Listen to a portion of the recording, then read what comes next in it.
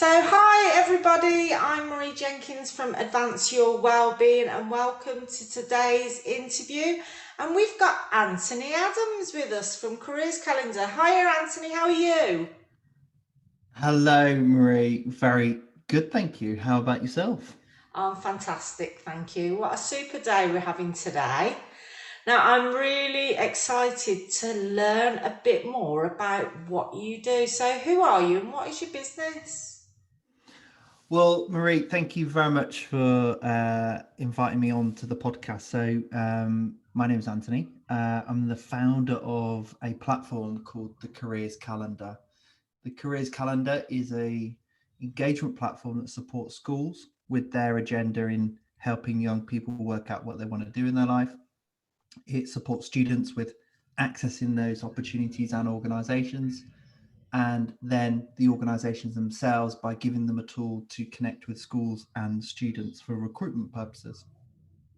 Wow. So yeah, it sounds quite complicated, but in essence it's very simple.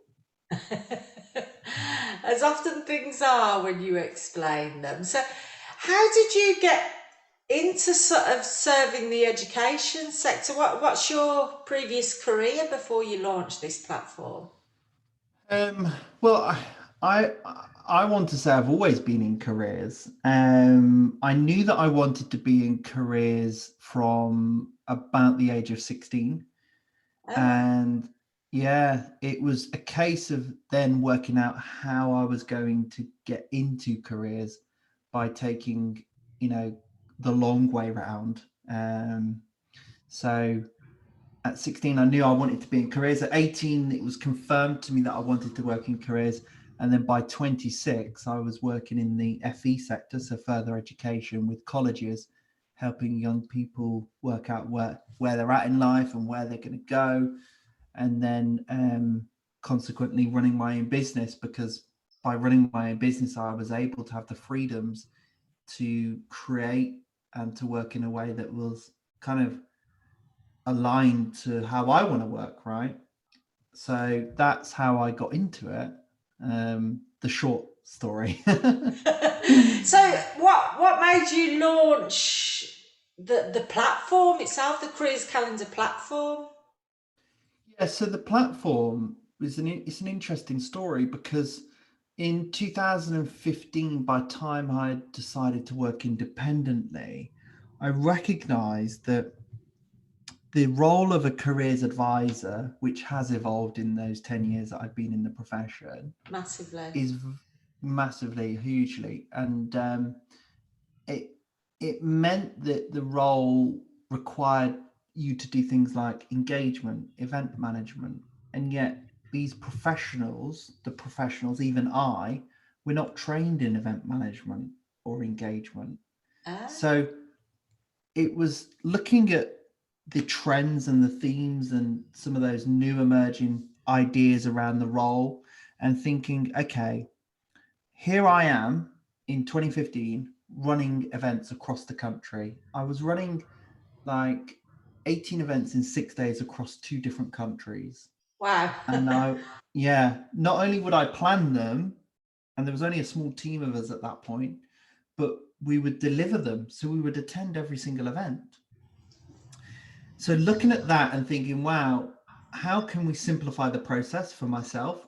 But also, how can we empower people that are in schools across this country to plan their own career events so that they don't need people like me to run an event for them?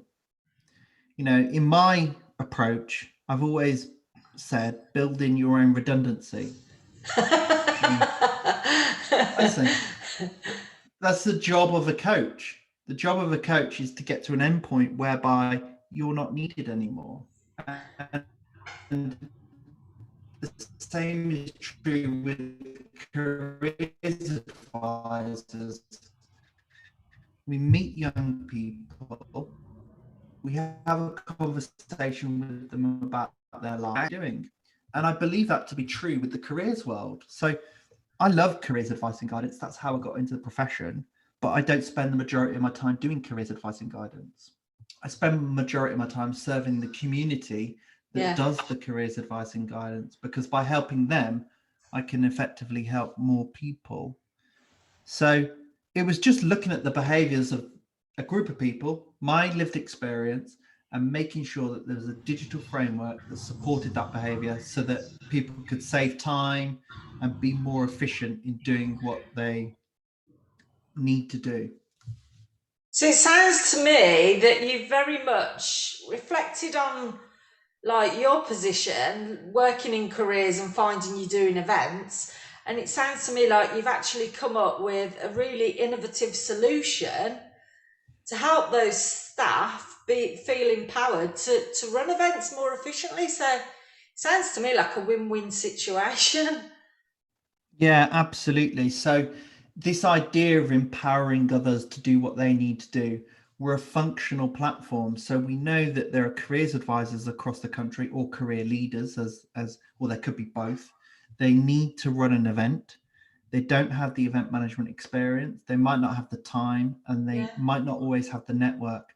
So if we can simplify the process, so in our platform, they can create an event in under 5 minutes, and it's done in 9 clicks. The event is built, they can populate it and inform their network. All they have to do is turn up on the day and smile.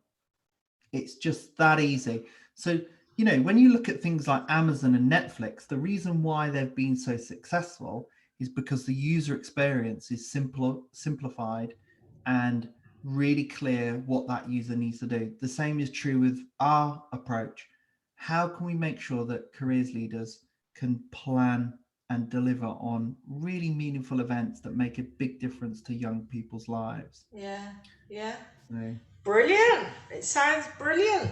So I want thank to you. take you back now. So as we're talking about education, and you've given Mhm. us a brief resume of sort of your background in careers, but what was school like for you? What a great question, hey? One that I've not asked, one that I've not been asked for a long time. But you think about these things, right? One of my reflection points, I guess, a couple of years ago, when I was stopped in a high street by a guy trying to encourage me to sign up to the National Trust. And this guy stood over my shoulder, and I looked up to him, and I just said, "Hello, Mr. Newton." And it was my head of year. Ah, Visually, I didn't recognize him, but the voice, his tone, and it just propelled me back to those days at school. I was like, "Hello, Mr. Newton." And he was like, "Hello." And obviously, teachers, they see thousands of kids across their careers, and he had retired. We had a good chat about school. Now, I went to a Catholic secondary school, and that meant that the school had a citywide catchment area. So it attracted all sorts of students. It attracted the richest kids and the poorest kids and everything in between. And it had, at that time, ethnicity or diversity wasn't so big as it is today, but it was diverse in lots of different ways. And we did have students from different cultures in there, because people like the idea of going to a Catholic school because of the ethos and the values that it instills. So what I really reflect back on is the diversity of people that I was exposed to. And in conversation with my head of year in the high street a couple of years ago, I said to him, "I really look back on my school days fondly, but the only thing that I got out of school was the ability to mix with a variety of different people, from talking to the most popular kids, the rich kids, to the poor kids. Having that exposure to such a diverse range of young people at that time in my life was really impactful on the person that I've become today." So that's one of the key takeaways from schooling. I'm not going to look back on my school days too fondly, because I probably wasn't the best version of myself. I was still trying to work things out, as we all are. There were particularly hard times at school that I don't often talk about, like I was heavily bullied at school, but Wow. it was a bit, that's in the past now. So, I dealt with it. Did it make me a more resilient person? Not necessarily. Um, but I actually, it's only lately that I've become very vocal about this. But I left school with 0 GCSEs. And yet I have a degree in psychology and a master's in careers guidance. And here I am running a business that serves the education community. Now, your GCSEs or your A levels are not a metric of you. They don't define you, although they do provide you with a platform for getting in front of opportunities. And unfortunately, the way the world works is that if you've got a number of GCSEs or a number of A levels, you'll be able to access more opportunity. And because at 16, I recognized very quickly on the day that I received my GCSE results that I was responsible for the outcome. There were reasons contributing to the outcome, but I was responsible and I would need to make up for what I hadn't achieved. So I had to go back to education Yeah. and get my qualification. So in fact, I ended up being 2 years behind everybody else by having to go through the vocational route of education. So school for me, many people have those defining moments in their life whereby they awaken and they realize and they, I don't know, turn a corner. I turned that corner at 16 when I got my GCSE results and said, okay, what is it that I need to do to recover? I appreciate when I left school, Tony Blair's mantra, education, education, education, was being thrown around. And that made it feel that education was important and the right thing to do. And I felt a sense of connectedness that if, in order for me to have a successful life, I would need to become educated Yeah. in whatever I chose. I mean, at that time in my life, although I knew I wanted to do careers, in that time of my life, I was at the running track 4 days a week and in the Oh, gym at least twice. Yeah. So, and at 16, I was an aspiring athlete. And, I wanted to run the 400 meters. And I genuinely had it in my mind that I would attend the 2012, I worked it out, that I'd attend the 2012 Olympics. wow. But yeah, that never happened. But the reason I draw this out is, sport was a big part of my life. I was really kind of not interested in school academically, didn't perform as well as I should have.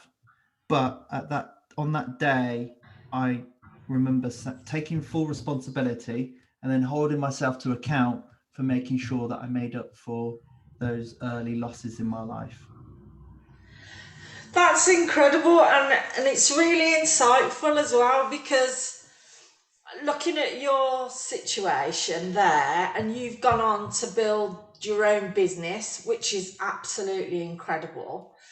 Uh, and I echo that with my own experience. So I like you, left school with not the best grades in my GCSEs. And I decided to go out and get a job. So I worked, for all my career, and then I had children, etc. And it was after I had poor mental health that I decided I needed to sort of, if I wanted to run my own business, which was the outcome that I wanted after my poor mental health experience, I went to university, and Mm.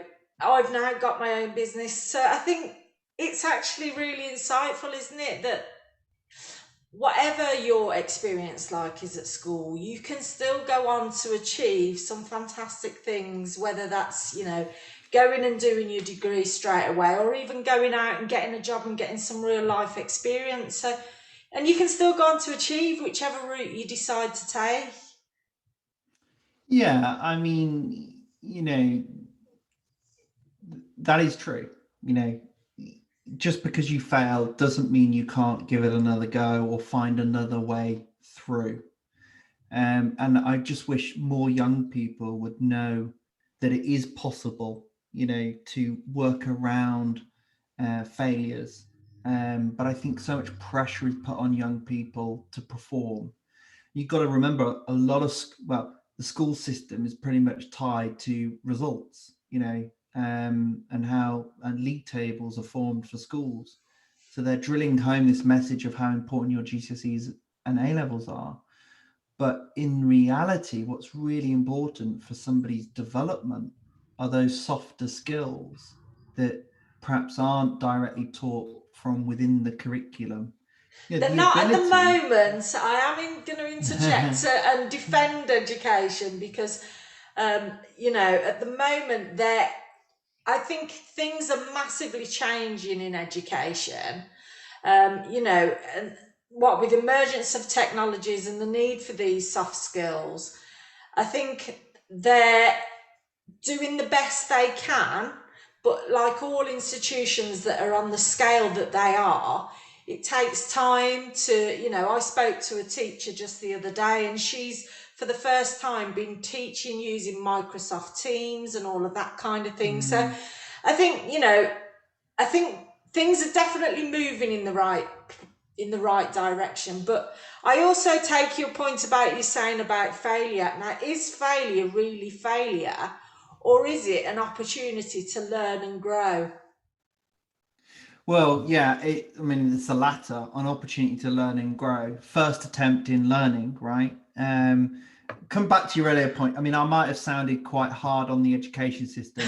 There are some fantastic, honestly, there are some fantastic examples of this integration between the world and school. And what needs to happen effectively is a slight shift in mentality around the curriculum. That's not a teacher decision. That's more of a policy, a decision that's held with government. Now, there are some really good examples across the country, Yeah. and schools are at different levels and at different stages. And I just think it's important to be mindful of that. Yeah. But if you look at the end result, you've still got companies that are recruiting or filtering students out based on their GCSE results or their A-level results. If you look at it from an algorithm point of view, I won't get through the first hurdle because at the moment they ask me my GCSE results and I put what they are, well, he hasn't got the GCSEs. Yet for some reason he's got a degree and a master's. So let's look at him holistically outside of that metric that we use at the age of 16. Yeah, So I like that. Yeah, I think a lot of schools are moving in the right direction, but I also think the way in which we recruit young people into opportunities, if you look at European universities, most of them have an inclusive policy for recruitment. That means as long as you've studied the subjects, doesn't matter what your grades are, you're allowed a place into the university in most cases. You might sit an entrance test, but if you don't perform in the first year, your place is taken away from you. So it means that the student experiences that first year of university in a much different way compared to the way that they experience it here in this country, where the first year doesn't really matter. You can sit back and relax. So it's interesting. It's interesting because in my March Housing Week podcast, we interviewed a guy called Nicholas Spearcart from a business called Skilled. And basically, that's a talent acquisition platform that uses artificial intelligence to help with the recruitment process. And basically, you put in your process, and so it makes it more inclusive, it removes bias, and it's really positive. But I think, again, things are changing. But I want to take you back to talking about careers calendar, because that's why we're here today. So and we've just had some really interesting discussions, but I know. I've been involved in a number of initiatives as part of the Careers and Enterprise Company in relation to events at schools. So I want to know, if I could go and say to the teachers and things that I've been working with, look, this platform could really help. Give me an idea of how it could help with those events that you mentioned. Sure. And we've had some good topics, actually. And, in lockdown, you're so busy. I've forgotten what it's like to actually have quite detailed a conversation with depth, right? So I appreciated it. Inevitably, I mean, you're an enterprise advisor, a volunteer. You are in the role of supporting a school with its agenda for developing careers within the school. And that's a really great role that you're doing. So thank you for being one of thousands across the country. Oh. Now, when the school has, or at the beginning of an academic year in September, a school will say, we need to create events for our students. Why? Because we need to engage them with the outside world. Now, they can do that in a multitude of different ways. Like, they could have somebody come in from the Royal Shakespeare Company that talks about careers in literature. They could have somebody come in from the local museum, and they might do something around history. Now, organizing that is quite straightforward because it's a phone call, it's an email. Yeah. But actually creating that within our platform gives it meaning, gives it purpose, gives it context, takes the hassle out of planning that engagement, but it also tracks all of the reporting that's needed for the school so that they can say, this is what we've done for the students this academic year. Now that's on the simple level. Yeah. Take it up another level. At some point in September, the school will need to look forward and say, right, we've got to run information events for our students. Yeah. That could be a presentation on apprenticeships. That could be a big careers fair, you know, when you've got like 20 exhibitors in a hall. Yeah. So how do we do that? Well, let's build it in the Careers Calendar platform. 9 clicks, nominate my contacts, build it, choose some dates, populate it, send it out to my network in 5 minutes. Just turn up and smile and track. And what the platform will do is it will track everybody in there. Some of the earlier points around building the event. If you're a school in, what's the school that you're an enterprise advisor at? Ridgeway Academy, which is in Asford Bank, Redditch. Okay, Asford Bank. I do know the area. I don't know the school though. But let's just say they need to run their careers fair and they've got a date in March in mind, which is a hugely popular time for them to run. They build the event in our platform, takes them 5 minutes. And because all of the profiles of the organizations are in the platform, or if they're not, they'll be created from within the platform, the school get this really cool pre-event engagement webpage that's already populated for them. And they just push that, they push that out into their community, their parents, their governors, all of their stakeholders. And it says, look what we're doing for our students. Because part of the problem is giving these people a PR opportunity to promote and to do it in a way that's aligned to the 21st century. You know?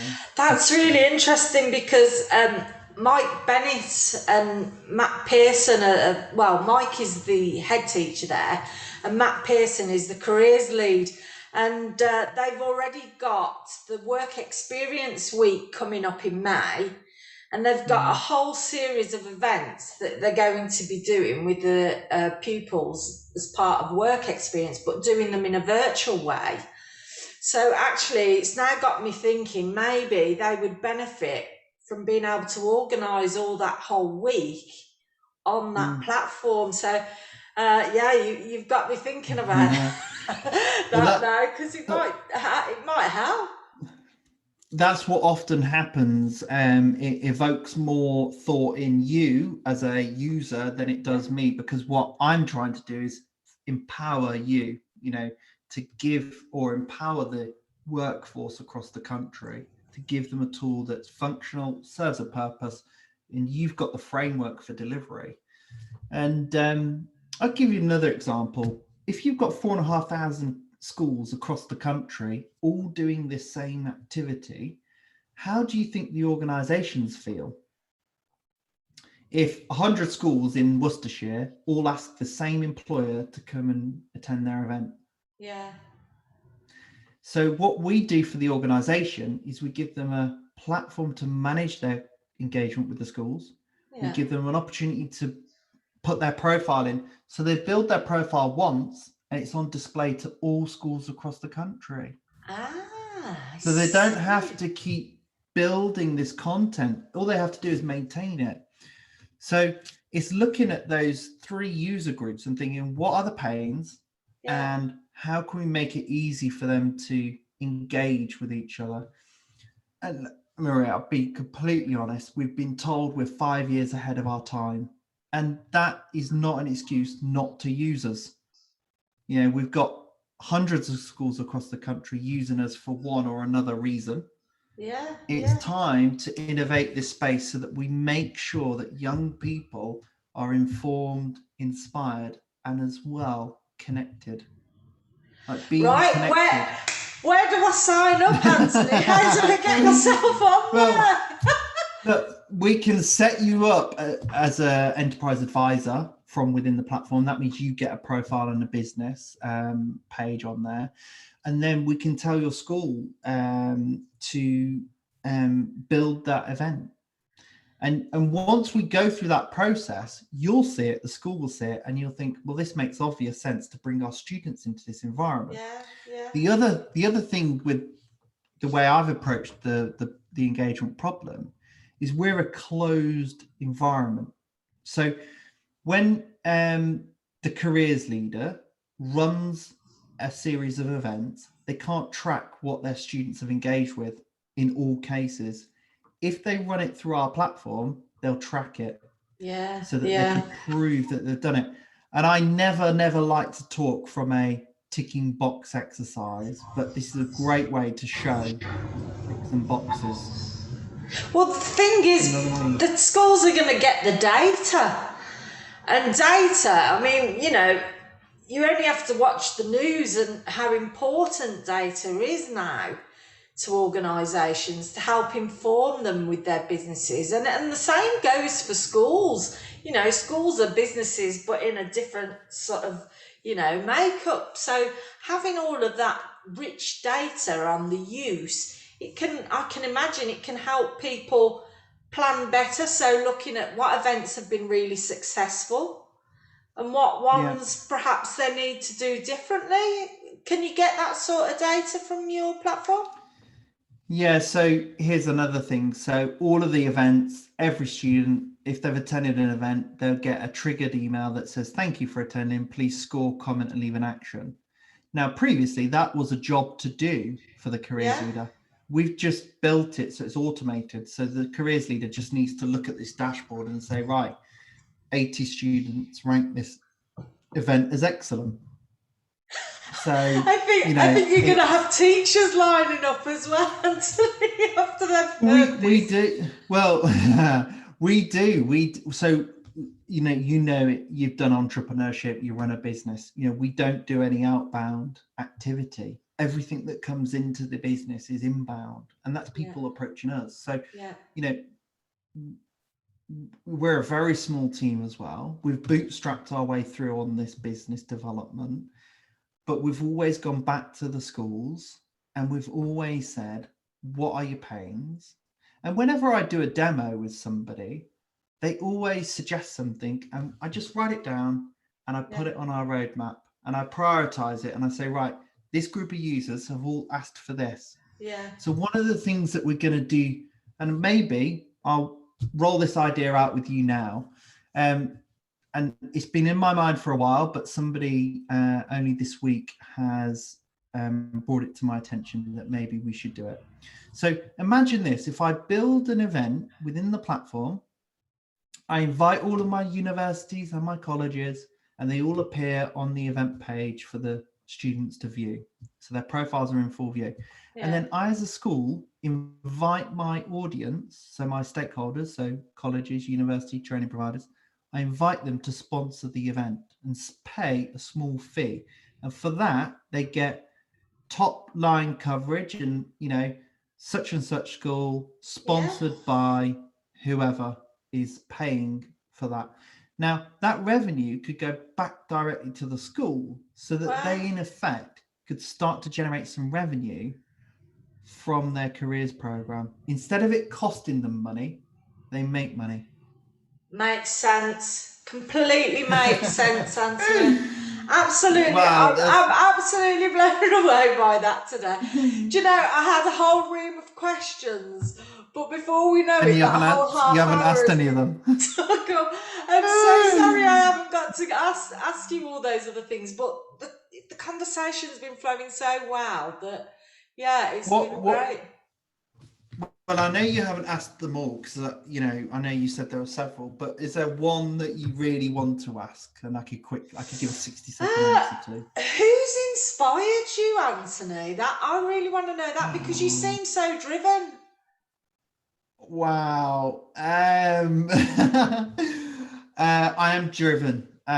Let me share this with you. In a year of lockdown, so last year I had to suspend, so I was running face-to-face events in the education sector.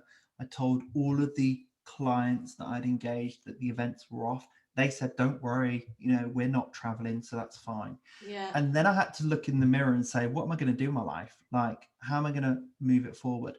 Every day I've got up, and every single day, Monday to Friday, I've been at the desk working my way through this and taking each moment as it comes and just trying to serve the community in which I align myself with, but also feel deeply connected to and have purpose in. So my purpose is simple. It's to empower career professionals, whether you're a careers leader, advisor, or you're a recruiter, to inspire and to inform young people. So I know that bit, but the inspiration piece, I've always been driven, and I don't really pinpoint one person. There are many people. There are many people, and it stems from a desire to not necessarily always be better, because I don't think that's a healthy mentality, but there's a sense of improvement, change. Things will never stay the same. Things evolve. And just watching some of my closer family members and thinking, okay, how do we evolve here? Your father being made redundant.